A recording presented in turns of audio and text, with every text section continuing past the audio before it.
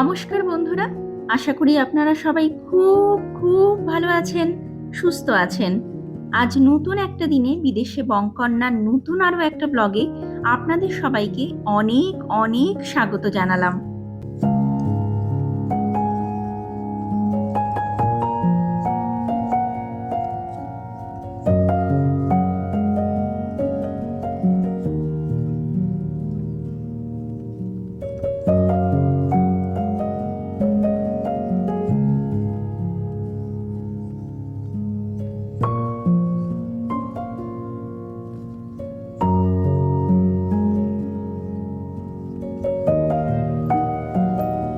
আজকে শনিবার আর এখন সন্ধ্যে 6:30 মতো বাজে। আর এই সন্ধ্যের সময় সপরিবারে বেরিয়ে পড়েছি একটি বিশেষ জায়গায় যাওয়ার উদ্দেশ্যে। আজকাল বাইরেটাতে যেহেতু বেশ রাত পর্যন্তই দিনের আলোটা থাকে, তাই সূর্যি মামার ভরসাতেই এই সন্ধ্যের সময়টাতেই ঘর থেকে বেরিয়ে পড়েছি আজ একটি বিশেষ এবং নতুন জায়গার সৌন্দর্যকে এক্সপ্লোর করার জন্য।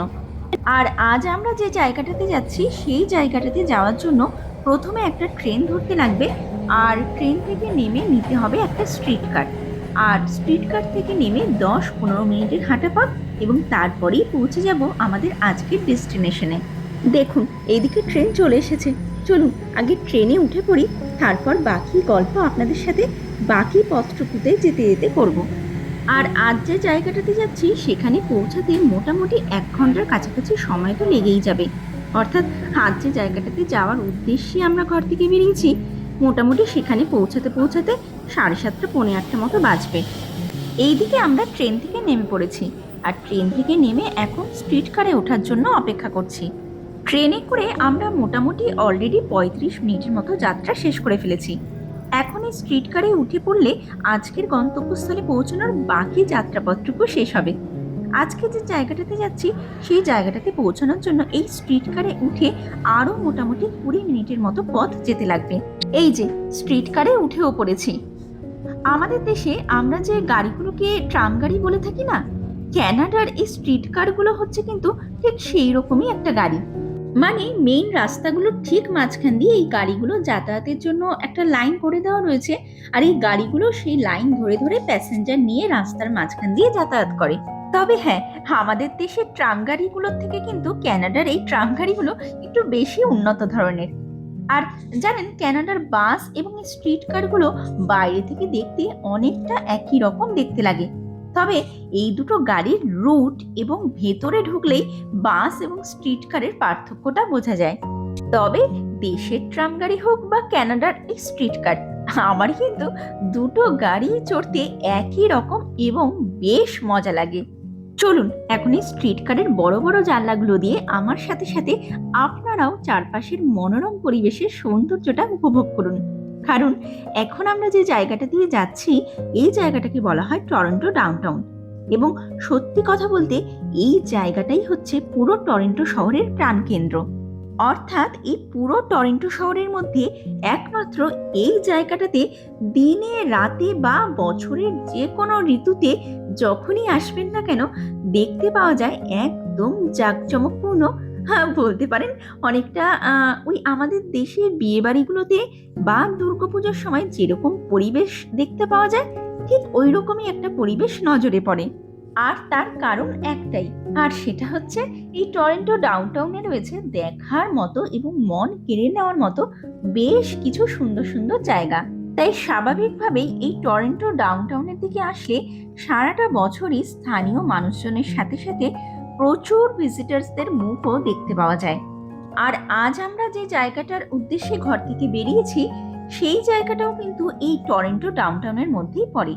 এবং আপনাদের সাথে সাথে আমিও কিন্তু আজ এই জায়গাটাতে প্রথমবারই ঘুরতে যাচ্ছি। আসলে 2 সপ্তাহ আগে আমার হাজবেন্ডের এক বন্ধু এই জায়গাটার খবর এনে ওকে দিয়েছে, এবং জায়গাটার ব্যাপারে বেশ ভালো ভালো কিছু কথা ওকে বলেছে।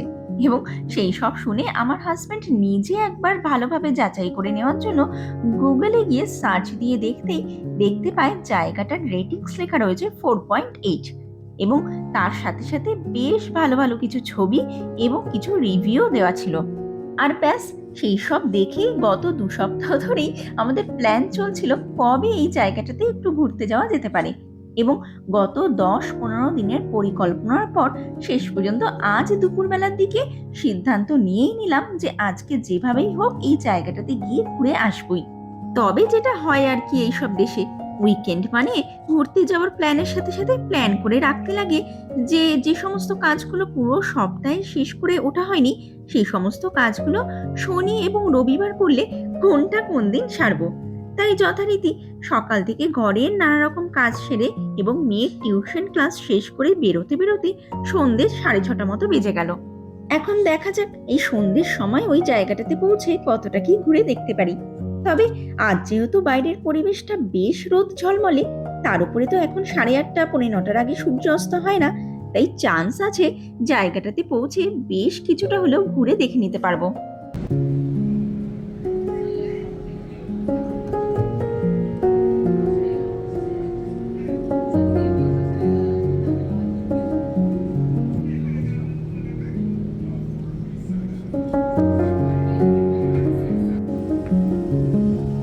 মোটামুটি 20 মিনিটের মতো স্ট্রিট কারের যাত্রা শেষ করে আমরা এখন স্ট্রিট কার থেকে নেমে পড়েছি।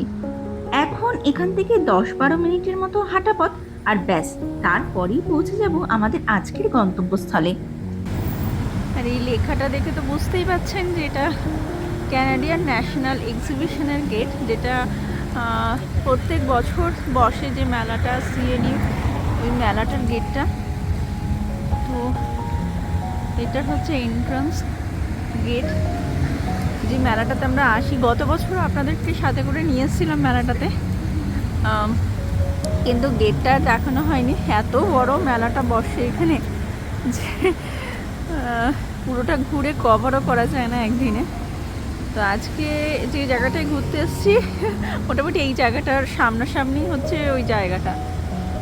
এই দেখুন লেখা আছে ক্যানাডিয়ান ন্যাশনাল এক্সিবিশন 1879-1927।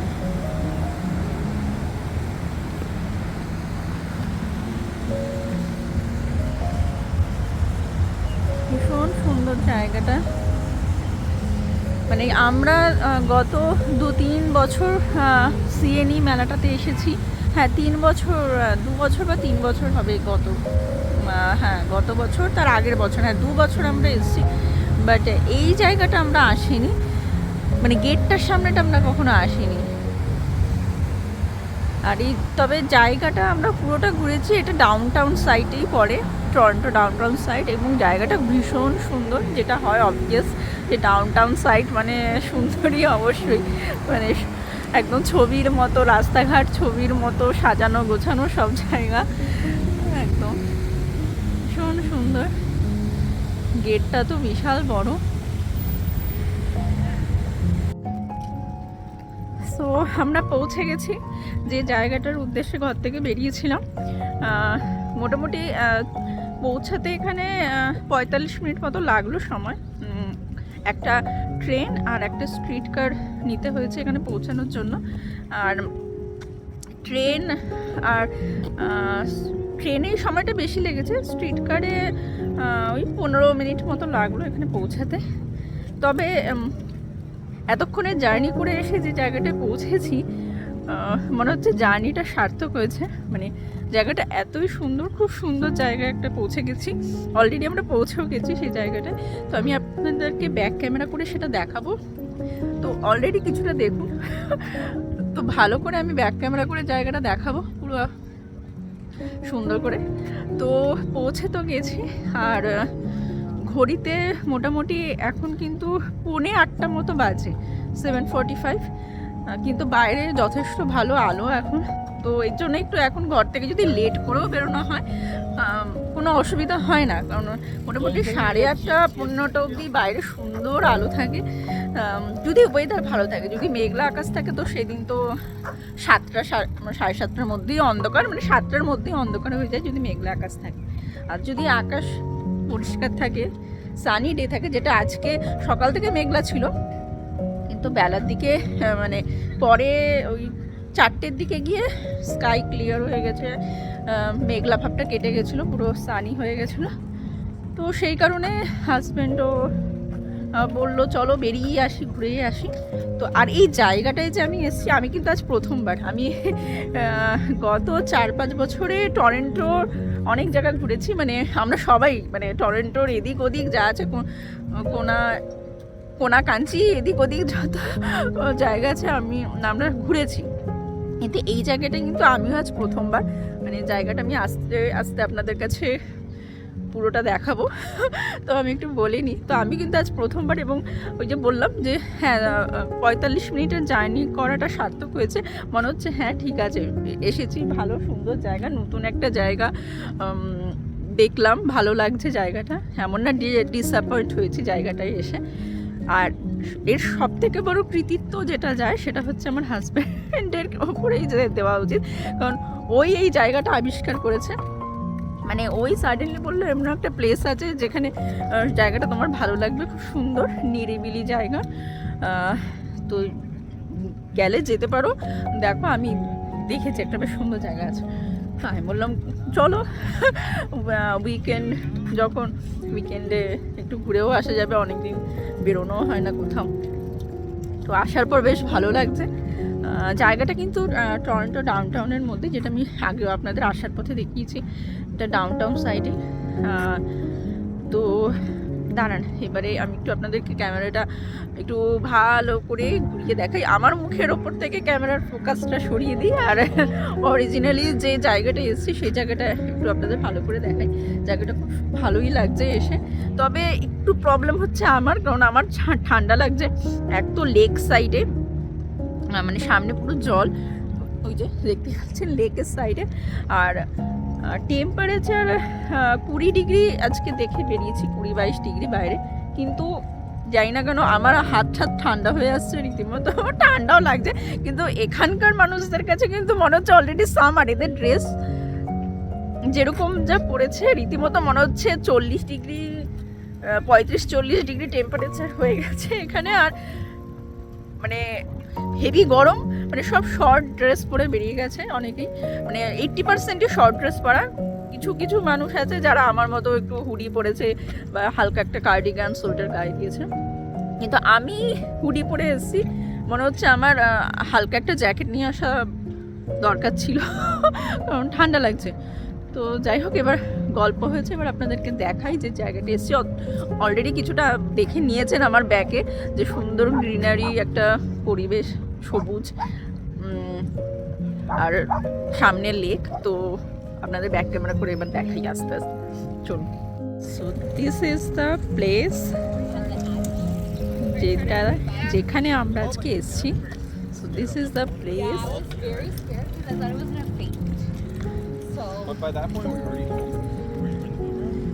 আর ওই যে দূরে সিএন টাওয়ারটাও দেখা যাচ্ছে, মানে সিএন টাওয়ারটা দেখে বুঝতেই পারছেন, ওই যে দূরে সিএন টাওয়ারটা দেখে বুঝতেই পারছেন যে আমরা টরন্টো ডাউনটাউনেই রয়েছি।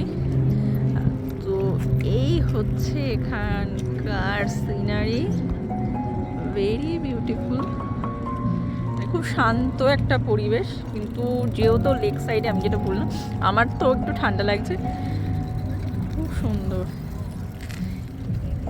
এটা কিন্তু একটা পার্ক, পার্কটার নাম আমার হাজব্যান্ড আমাকে বলছিল, তো আরেকবার একটু আমার ওর থেকে জানতে হবে।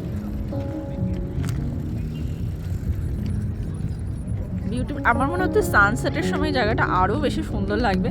এখন সানসেট হওয়ার টাইম হয়নি, আরও আধ ঘন্টা 40-45 মিনিট পরে সানসেট হবে। আমার মনে হয় আজকে যত সানিও ওয়েদার, খুব সুন্দর লাগবে। সানি ওয়েদারে যখন সানসেট হয়, তাও আবার এরকম লেক সাইডে, সেটা দেখতে দারুণ লাগে। তো লেটস সি কি হয়, আমরা কতক্ষণ স্টে করতে পারি সেটাই হচ্ছে কথা, কারণ আমার তো ঠান্ডা লাগছে। তো এই হচ্ছে জায়গাটা।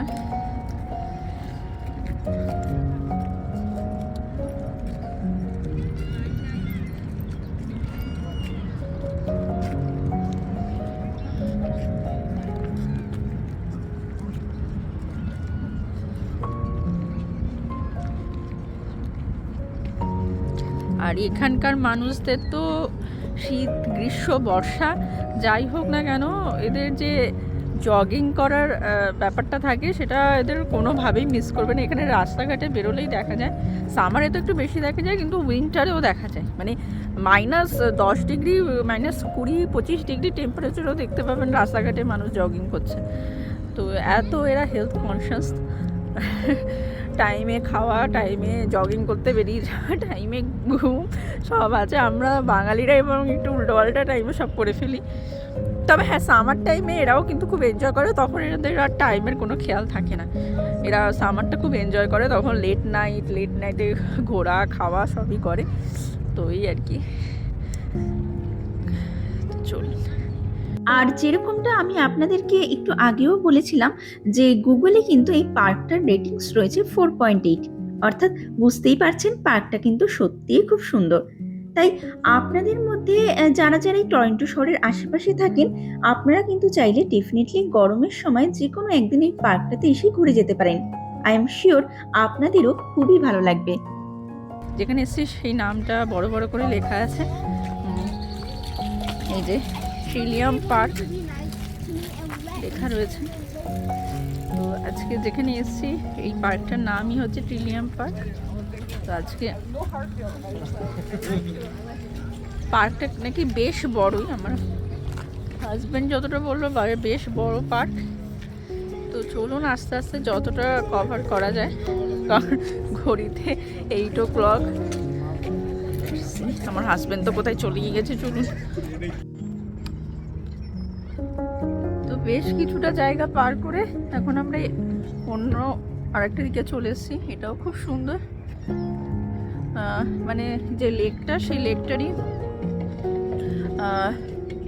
সাইডটাতে চলে এসেছি। যদিও এটা একটা পাথওয়ে করে দেওয়া রয়েছে, মানে সুন্দর একটা পাথওয়ে করা, এই যে তো মানে কাঠ দিয়ে পুরো পাথওয়ে করা, উডেন। তো এটার উপর দিয়ে আমরা গেলে পুরো লেকটার সামনে পৌঁছে যাব। মানে লেকটার সামনেই ছিলাম, এখন পুরো মনে হচ্ছে না, ফিল করা যাচ্ছে একদম জলটা, মনে হচ্ছে ছোঁয়া যাবে কাছে, এত সুন্দর লাগছে।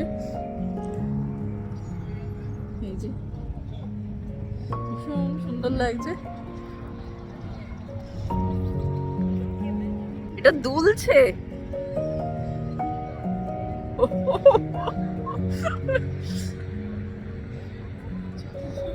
দুলতে দুলতে উল্টে যাই।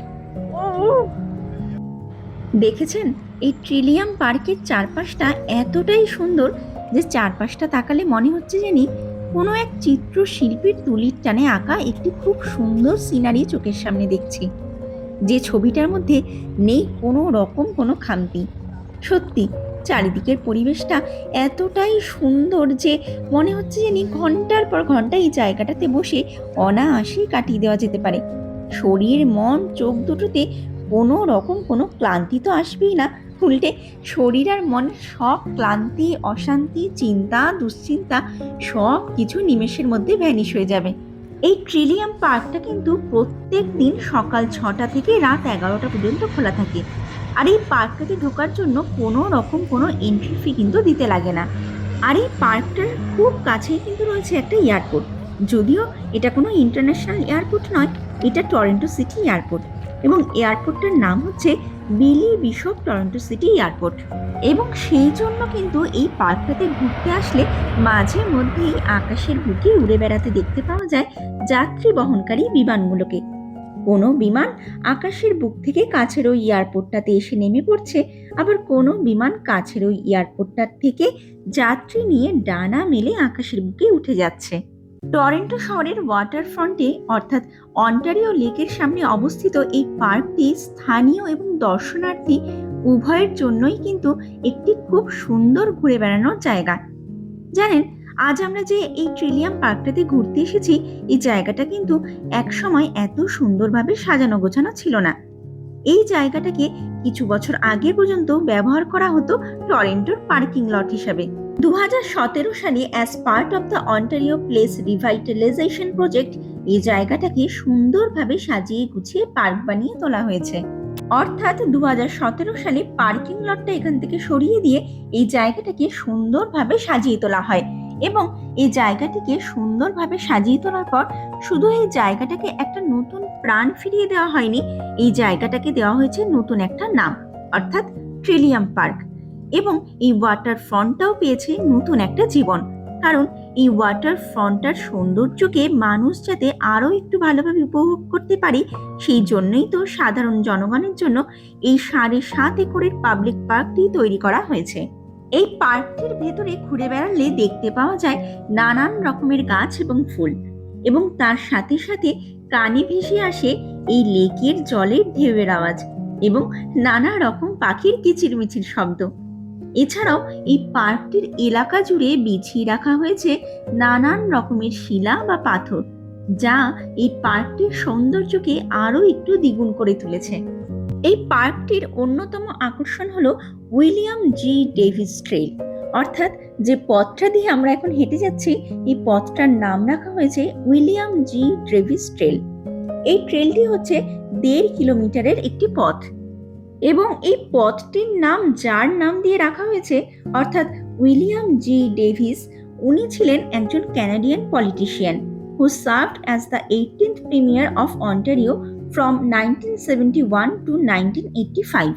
মানে নেচারের ক্লোজে এসে ভিডিও, ফটোশ্যুট যাই করা হোক না কেন, সেটা যেন সত্যি মানে মাইন্ডও একটা স্যাটিসফাইড হয়, আর ভিডিও বা ফটো করেও যেন একটা স্যাটিসফ্যাকশন লাগে যে এত সুন্দর একটা জায়গায় দাঁড়িয়ে আমি ভিডিওটা বানাচ্ছি বা ফটোশ্যুট করছি। সেটার জন্য কিছু ভাষায় প্রকাশ করার মতো না, বাট যাকে দেখানো হয় ফটোগুলো তুলে বা ভিডিওগুলো তুলে তারও ভালো লাগে, নিজের কাছেও ভালো লাগা একটা সুন্দর একটা জায়গায় দাঁড়িয়ে ছবি তোলা। এত সুন্দর আসছে ছবিগুলো, পেছনটা পুরো গ্রিন যেরকম দেখতে পাচ্ছেন, মানে চারপাশেই অনেক গ্রিন রয়েছে, আর সামনে তো দেখালামই খুব সুন্দর সানসেটের হবে এরকম একটা সিচুয়েশন, যদিও একটু মেঘলা হয়ে গেছে, একটু আর একটু যদি পরিষ্কার আকাশ থাকতো আরো আকাশটা সুন্দর লাগবে দেখতে। বাই দ্য ওয়ে, যেটুকু দেখতে পাচ্ছি বা যেটুকু ফিল করতে পারছি এটাই অনেক ভালোই লাগছে। আর এই উইলিয়াম জি ডেভিস ট্রেল মানে এই পথটাতে কিন্তু অনেকেই সাইক্লিং করতে আসেন, হাঁটতে আসেন, এমনকি অনেক মানুষ জগিং করার জন্য এসে থাকেন। এবং এই সমস্ত অ্যাক্টিভিটিস করার সাথে সাথে তারা সবাই কিন্তু এই জায়গাটাতে যে অপরূপ মনোমুগ্ধকর পরিবেশ রয়েছে সেটাও উপভোগ করে থাকেন। জানেন, এই পার্কটাতে কিন্তু প্রচুর ফটোগ্রাফার এসে থাকেন, কারণ they get endless opportunities to capture the beauty of this park, especially during sunrise and sunset, কারণ সেই সময় পুরো আকাশটা বিভিন্ন রকম রঙের আবিরে রাঙিয়ে ওঠে এবং তার ফলে পুরো আকাশটা এক অপরূপ সৌন্দর্যের রূপ নিয়ে নেয়। আমি জানি না এই মুহূর্তে আমি আমার চারপাশে প্রকৃতির যে অপরূপ সৌন্দর্যটা দেখছি, সেটা আমি আমার এই ক্যামেরার লেন্সের মধ্যে দিয়ে আপনাদেরকে কতটা ভালোভাবে বোঝাতে পারছি, বা আমার এই ক্যামেরার লেন্স কতটা সেই সৌন্দর্যটাকে জাস্টিস করতে পারছে। Because I think it's a really great place to unwind and distress. আসলে এই পার্কটাতে একটা যে রিল্যাক্সড ভাইব রয়েছে না, তার ফলে কিন্তু যে কেউ এখানে আসলে সে খুব সহজেই তার সমস্ত মানসিক অশান্তিগুলোকে কিছুক্ষণের জন্য হলেও ভুলে গিয়ে স্ট্রেস ফ্রি হয়ে যেতে পারবে। সত্যি, টরন্টো শহরের এক কোনায় অবস্থিত এই পার্কটি কিন্তু এই টরন্টো শহরেরই কোলাহল এবং ব্যস্ততায় ভরা জীবনের থেকে একটু অন্যরকম, অর্থাৎ এক অদ্ভুত শান্তিপূর্ণ পরিবেশেরই সান্নিধ্যে নিয়ে আসে। আপনি যদি চান তাহলে কিন্তু এই ট্রিলিয়াম পার্কে আপনি পিকনিক করার জন্য আসতে পারেন। একটা পিকনিক বাস্কেটের মধ্যে আপনার পছন্দের সমস্ত খাবার প্যাক করে নিয়ে চলে আসুন এই পার্কে। তারপর খুঁজে বার করে নিন ঘাসের ওপরে একটা কোজি স্পট, যেখানে আপনি আরাম করে বসে আপনার পছন্দের খাবারটা বার করে খাবেন with this breathtaking cityscapes as your backdrop. Really, it's a great place where you can connect with nature, soak up stunning views and create beautiful memories. যাই হোক, চলুন আজ এই পার্কটাতে 1-1.5 ঘন্টা বেশ ভালোই কাটলো। ঘড়িতে প্রায় রাত 9:15 মতো বাজে, চারিদিকে অন্ধকারও ঘনিয়ে এসেছে। এবার বাড়ি ফেরার পালা। চলুন তাহলে আজকের এই ভিডিওটাকে এখানেই শেষ করছি। আজ আমার সাথে এই ট্রিলিয়াম পার্কে ঘুরে আপনাদের সবার কেমন লাগলো সেটা কিন্তু আমাকে একটা কমেন্ট করে জানাবেন। আর ব্লগটা যদি ভালো লেগে থাকে তাহলে একটা লাইক করে দেবেন, শেয়ার করবেন আর চ্যানেলটাকে সাবস্ক্রাইব করে রাখবেন আরও সুন্দর সুন্দর ভিডিও দেখার জন্য। আর যদি সম্ভব হয় তাহলে বিদেশে বংকন্যার ফেসবুক পেজটাকেও আপনারা ফলো করে নিতে পারেন। তাহলে চলুন আজকের এই ব্লগটাকে এখানেই শেষ করা যাক। দেখা হবে খুব তাড়াতাড়ি নতুন একটা ব্লগে।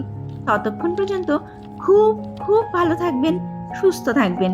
Keep smiling and keep making lots of wonderful memories. Bye bye.